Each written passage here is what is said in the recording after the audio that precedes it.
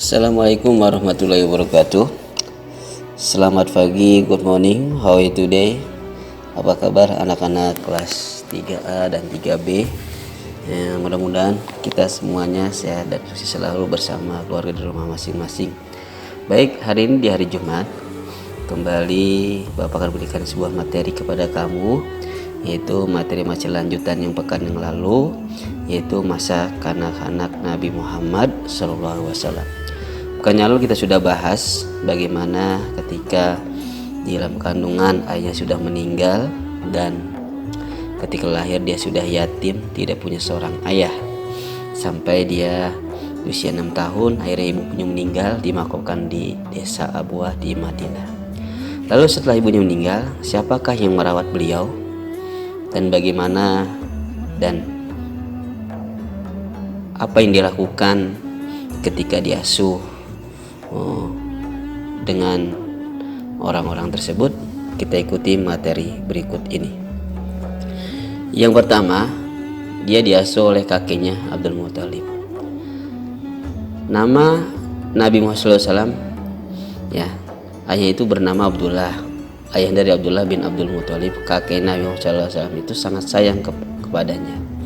Ketika mendengar cucunya lahir, bukan main bahagianya, ya. Dia sangat ceria, sangat senang, dan akhirnya diberi nama Muhammad, artinya orang yang terpuji.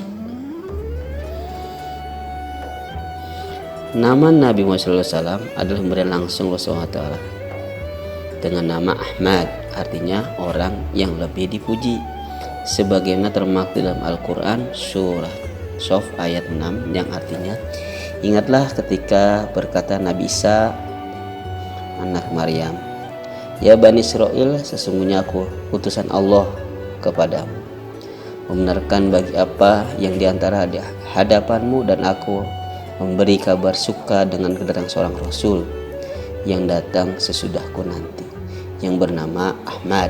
Maka tak kala datangnya Rasulullah membawa keterangan nyata, mereka berkata, ini adalah sihir yang nyata. Ini arti dari nama Nabi Muhammad.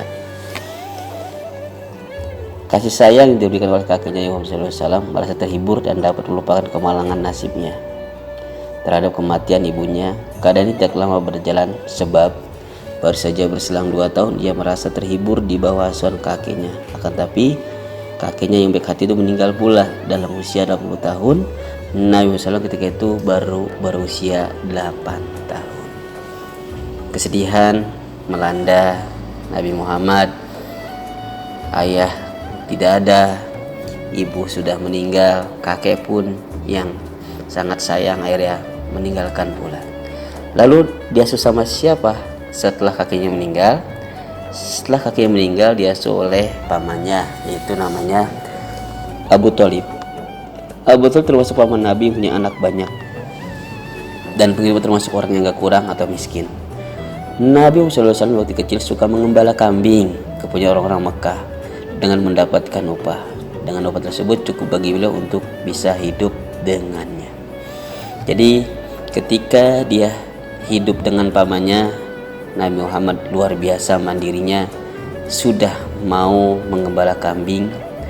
Dengan upah itu dia bisa menghidupi kehidupan sehari-harinya. Selain mengembala, yang dilakukan oleh beliau bersama pamannya itulah berniaga, karena berniaga adalah pekerjaan sehari-hari Abu Thalib. Kemana saja dia sering diikuti oleh Nabi. Bahkan ketika Abu Thalib pergi berdagang ke negeri Syam, Nabi diajaknya menyertainya. Waktu itu Nabi berusia 12 tahun. Sejak itulah Nabi SAW mulai belajar berniaga. Hingga dewasa, Abu Thalib mengasuh Nabi Muhammad SAW. Dia pula lah yang melindungi jiwa Nabi Muhammad SAW, baik sewaktu masih kanak-kanak maupun setelah menjadi Rasul.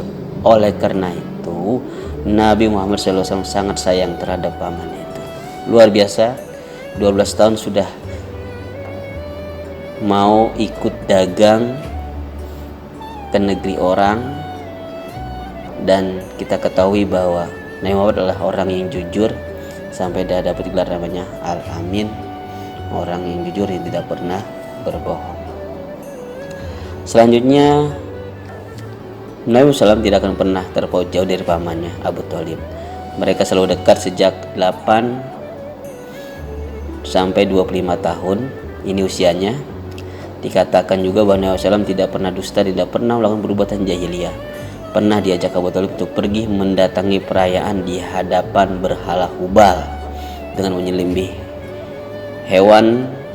Nabi tidak bersedih dan menjawab, tiap-tiap saya mendekati sebuah berhala, tampak kepada saya seorang laki-laki putih tinggi berteriak dengan mengatakan, mundur Muhammad, jangan sentuh. Setiap langkah yang dikerjakan oleh Nabi sejak kecil pasti benar karena senantiasa terjaga dan dibimbing oleh Allah Subhanahu wa taala. Beliau benar-benar memiliki akhlak yang mulia sesuai dengan tugasnya untuk menyempurnakan akhlak manusia agar memiliki perilaku yang mulia. Baik, anak-anak yang berbahagia.